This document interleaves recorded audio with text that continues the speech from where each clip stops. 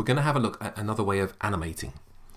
Now this way, in some ways, is far easier than frame by frame animation because you don't have to worry about every single frame.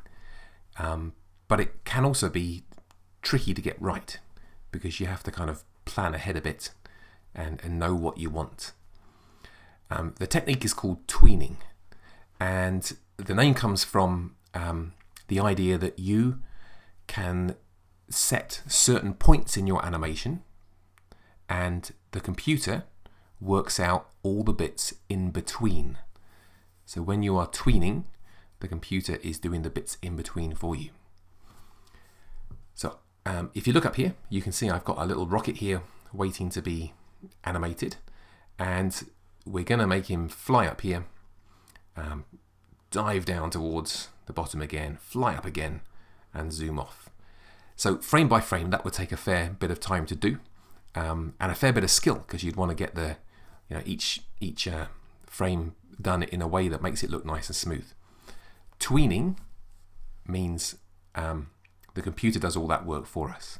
We just need to say head up here, head down here, and head up here, and it does the rest for us. Now before we can start using tweening, we have to take our drawing and convert it into something called a symbol. So tweens only work if you're trying to animate a symbol. And a symbol means a load of parts that have kind of been glued together. So if you look at my rocket at the moment, it's made up of all of these individual pieces, individual fills and strokes. Highlighting all of those and right clicking and heading down to here, convert to symbol, giving that symbol a name. So we'll call this one rocket. Doing that glues everything together. You can see we haven't got individual parts anymore. We've got a single object here, an object that we can move around and do things to, but everything's glued together. If you head into the top right corner of your screen, just next to the Properties tab, you'll see a Library tab. And if you head in there, you'll find your rocket symbol. Now, once you've made something into a symbol, you can actually use it as many times as you want. So we can pick up this rocket object here, this rocket symbol, and drop it onto our animation as many times as we want. So if you think about some of the Flash animations and games that you've seen on the web, you'll realize that often there's lots of characters in them. You might be attacked by a whole swarm of zombies. They haven't been drawn separately. One zombie's been drawn, it's been converted into a symbol and put into the library and then reused. So you can do the same thing.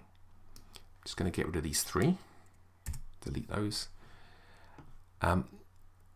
If you need to change your symbol, so let's say you didn't like the color of the rocket's wings here, you wanted to change them.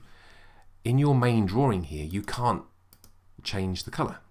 If I go to my my bucket tool here and we choose red, I can't pour it onto this object. The object is locked. Once you make it into a symbol, everything's glued together and locked. But you can still get into the drawing to change it if you know how. To do that, you head over to your library and you double click on this tiny icon next to your symbol's name. Once you double click, your symbol is opened up for editing, and you can see we've got the normal parts of our drawing here that we can select, we can delete, we can move them, we can fill them with different colors, whatever you want to do. Once you've made the changes to your symbol and you're happy with it, you then head up to here, and this bar up here tells us that we're editing the rocket symbol. The rocket symbol is part of scene 1. To go back to our animation, which is scene 1, we just click on the name. And you can see that the symbol, here's our symbol, has now changed. If you look in the library, you'll see the symbol has changed. Okay, so if you need to edit something that you've already made into a symbol, go to the library, double click, make the changes, and then go back to scene 1. All right, so we've made our symbol. Now we're ready to start animating. Heading down to our timeline. I've got a couple of layers. I've got a background layer that I haven't used yet, and I've got the rocket sitting here with a keyframe at frame 1 with our symbol in it. Now for a tween, you have to plan ahead. You have to know roughly how long your animation is going to last. So we're going to do this for about 4 seconds. 4 seconds is roughly 100 frames. So I'm going to head to frame 100 here, and I'm going to insert a normal frame. So just like we've done before, that creates a whole lot of nothing. We've got 100 frames here with nothing going on. All of these frames will be exactly the same as the keyframe at frame 1. So we've done 2 things. We've made our symbol, and now we've made space in our timeline for the animation. The next step is to right-click on this grey area, anywhere you like, and choose the top option here, Create Motion Tween. Now clicking on that, there's 2 things have happened. First of all, that grey bar has now gone blue. This lets you know that this is now a motion tween. Also, if you head over to this tiny icon here, you'll see there's a different icon for this layer than from this one. This is a normal layer, and this one with this kind of square shooting up is a tween layer.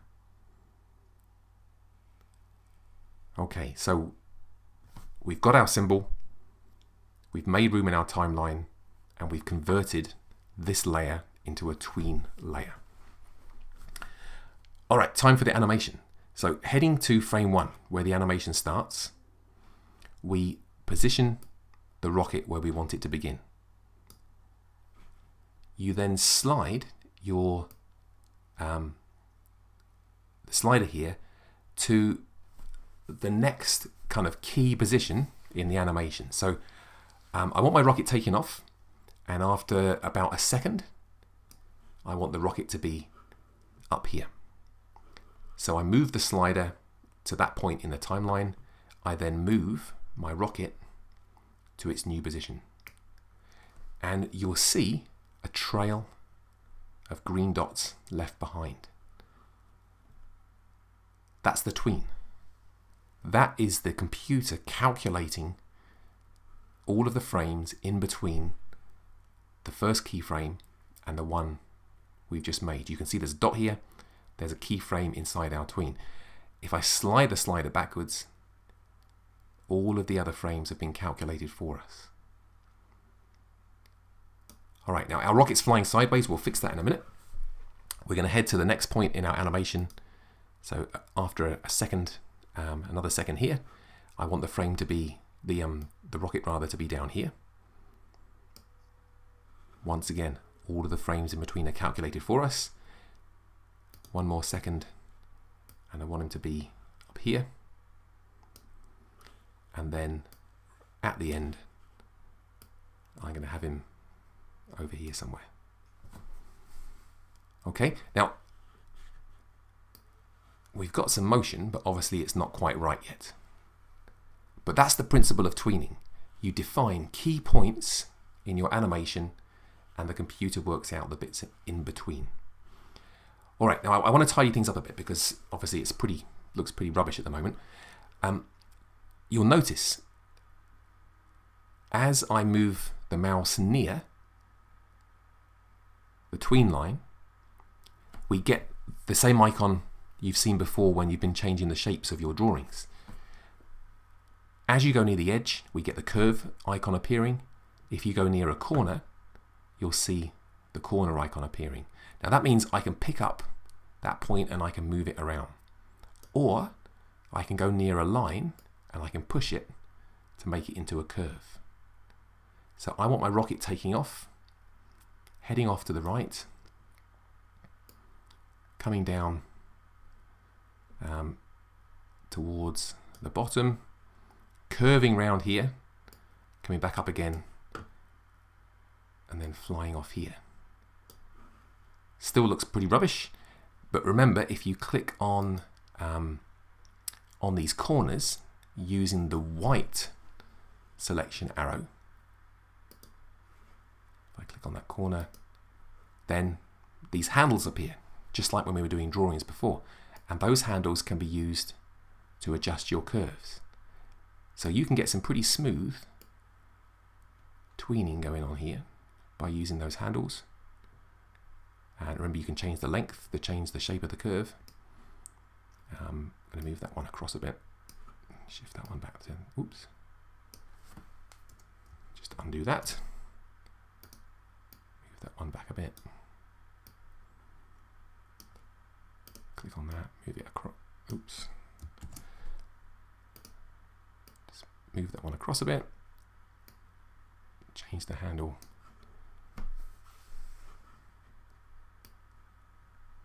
Okay, that should do. Pretty smooth. If I run the slider backwards and forwards, you'll see the rocket follows that line nicely. Now it's still going sideways, and rockets don't normally do that, so let's see if we can fix that as well. So as well as the computer working out the position, we can also get it to work out the direction that our rocket should be facing in. To do this, you'll need to go to your black arrow selection tool, and you'll need to click on the tween line so it's highlighted. Now if you head over to the properties panel here, you'll see that there's an option, orient to path. Orient means face in a direction. Your orientation is the way that you're facing. So orient to path means point your symbol along the path being the green line here. So orient to path, if we tick that, now something has happened to our timeline. There's now key points in every frame. This means the computer is going to be adjusting something on every single frame, not just the ones we set before, but every single frame now, because it's calculating the direction our symbol should face in. If I untick it, we're back to what we had before with those 4 key points. Ticking it. Now if I slide the slider along, you'll see the rocket takes off and it curves and follows the path pretty nicely. Alright, so with very little effort from us, a few key points, a couple of ticks, we've got a really smooth animation. I'm going to preview that. Command Enter. Window pops up and you can see it looks great. Now at the moment the rocket is flying at a steady speed. It takes off, flies along, and it's doing the same speed all the way. You can see that by looking at the tween line. These dots are the positions of the rocket, and the dots are exactly the same distance apart all the way. So if they're the same distance apart, it must be moving the same amount each time, which means it's going at the same speed. You can play with this. You can change the speed your rocket starts at and finishes at. If we click on the path to highlight it and head over to properties, there's a value here called easing, your ease value. Easing really is acceleration.